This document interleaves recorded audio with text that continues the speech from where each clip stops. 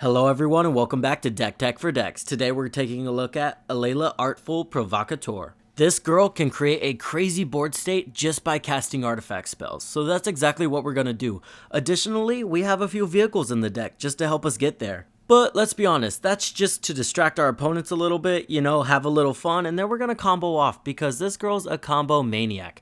Because all of her combos work really good in the deck, even if you never combo off, right? All the cards that we're going to be using to combo with are useful in the deck if you never draw the other half of it. In my opinion, that's the difference between a combo deck that durdles and a combo deck that feels like you're doing everything the whole time, all the way up to your combo. Let's get into the vehicles first, because that's the fun part, let's be honest. Aerial Surveyor. This one's gonna ramp you as long as someone has more lands than you, and let's be honest, someone's gonna have more lands than you.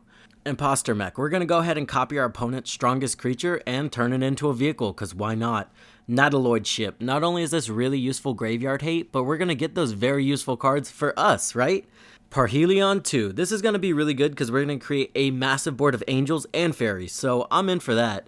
Reaver Titan. This is just going to deal 5 damage to each opponent whenever we attack. Additionally, this thing just hits like a truck. The Bank Buster. This one's going to be pretty useful because we'll be able to get the value out of it, and then hopefully we'll be able to bring it back with more counters on it to get the value again.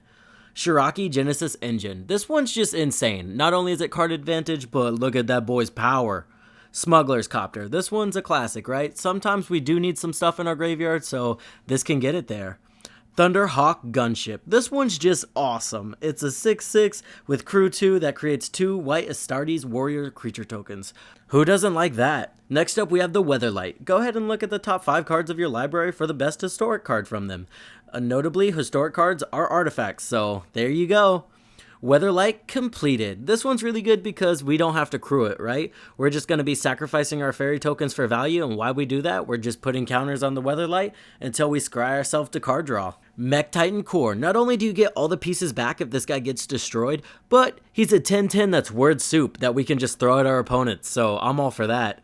Lita Mechanical Engineer. Not only is this going to untap all of our vehicles that we just attacked with, but it can create vehicles, which is going to be really useful. Alright, this is where I'm going to lose some people. Let's look at some of these combos we can pull off. We have the Reality Chip with Sensei's Divining Top and Ashnod's Altar.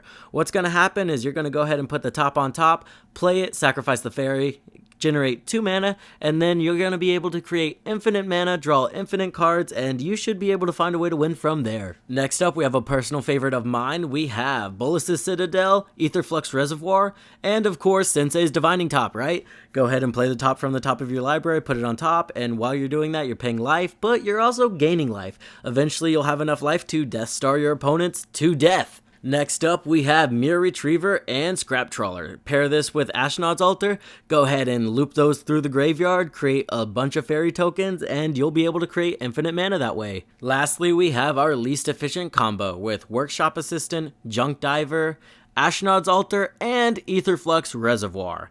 You don't really net anything, but you can cast this infinite, so we can go ahead and Death Star them to death again, because why not? The reason I included all of these into the deck is because they're all going to work seamlessly in the deck without drawing any of the other counterparts. Alright, let's look at some support roles in the deck. We have Emery. This is going to allow us to cast some of our artifacts from our graveyard. Cyberdrive Awakener. This is going to give all of our artifact creatures flying, so our commander's going to go ahead and buff them up. Master Transmuter. Enjoy bouncing stuff back to your hand just to drop a giant vehicle onto the field. Swiftfoot Boots, people are going to try to remove your commander because she needs to be removed. Phyrexian Metamorph, this can enter in as a copy of any of the artifacts, but you're probably going to copy one of those giant vehicles. Diabolic Intent, this one's really good. Sacrifice one of those fairies to tutor up any card in your deck. Mirage Mirror, this is going to let you copy another vehicles to suit up, and it can copy anything else on the battlefield, so this card is always useful. Next up, Anchor to Reality. I think this card's pretty underrated and pretty good in this deck, right? Sacrifice a fairy, get any vehicle, and go ahead and slap that shit onto the battlefield. Pretty good. Veto, Thorn of Dusk Rose. This guy's just going to make it to where nothing gets wasted, right? Because the last thing you want is your big giant vehicle without trample to get blocked by a 1/1. Well, now it's going to gain you life, and it's going to go ahead and do damage to them anyway. Lastly, we have Ancient Gold Dragon. This is going to be really good because we can end the game with it, in all honesty, because we're going to create a lot of these little dragon fairy creature tokens. Our commander is going to buff them up, and we're going to swing in for lethal.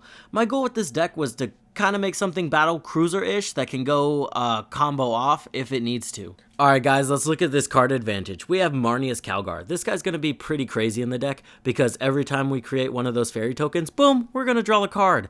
And additionally, he can create tokens, so this guy's just insane.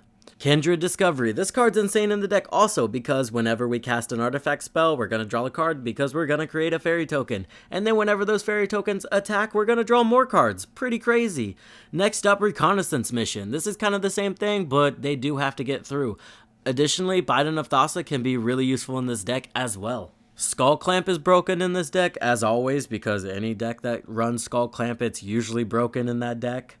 Esper Sentinel, really efficient early game card draw. And finally, we are running some wills with Windfall, Dark Deal, and Jace's Archivist. This is just going to fill our graveyard up a little bit and hopefully throw our opponents off. Let's look at the ramp. It's really simple, right? We've got Solemn Simulacrum, Smothering Tithe, again, insane, especially if you have Marnius Calgar on the battlefield. Wayfarer's Bauble, pretty standard. And then finally, we are running 4 Signets, 4 Talismans, and the Soul Ring. This is just really efficient because we want to get out there early, and late game we want to create fairies. So these aren't dead cards late, and they're really good early. The only thing is one board wipe can kind of screw you, but we've got ways in the deck to bring them back from the graveyard. And casting them again is only going to create you more fairies, so there you go. Additionally, this is going to make 90% of the ramp in your deck 2 mana or less, which is going to be really efficient and allow you to start the game really fast. Lastly, guys, we have removal, and oh man, do we have some mean stuff in here. Fell the Mighty. Go ahead, target your commander, and destroy everything else. Those vehicles are going to be untouched by this. Again, we have Time Wipe. Go ahead and bring your commander to your hand and kill everything else. Yes, you'll lose your fairies, but you're going to be sacking them for value anyway. Plus, again, your vehicles are going to be untouched by this. Slaughter the Strong. A really good board wipe in this deck because you're just going to go ahead and pick your commander and a little bit of other things, and then boom, kill the rest, and you get to keep all of those vehicles. Our single target removal is not too shabby either. We have Generous Gift. Not only does this get rid of one of their permanents, but it's going to gift them a token so they can't even get mad at us. Anguished Unmaking. It's a classic because it works. Void Rend, another one I'm including in most of my decks. It destroys target non-land permanent, and it can't be countered, which is really useful because everyone knows right before they're about to go off, that's when they're holding up that mana. Davin's Veto, another thing that says no. Rite of Oblivion. This card's extremely underrated in my opinion. Not only does it give you an Anguished Unmaking for 1 less mana, and we're going to have a lot of fairies to sacrifice anyway, we're going to be able to flash it back later if our opponent is trying to do something degenerate. Next up, we have Legions of the Ashes. Exile target non-land permanent an opponent controls, and all other tokens that player controls with the same name. This is going to hose token strategies, notably, and it's just going to make it to where you're the only one going off with tokens. Alright guys, I'm going to leave you with one last thing. Go ahead and like, comment, subscribe. Please leave a comment. It really helps me out, and let me know in the comments down below if you enjoyed the deck or not. I'll see you in the next one.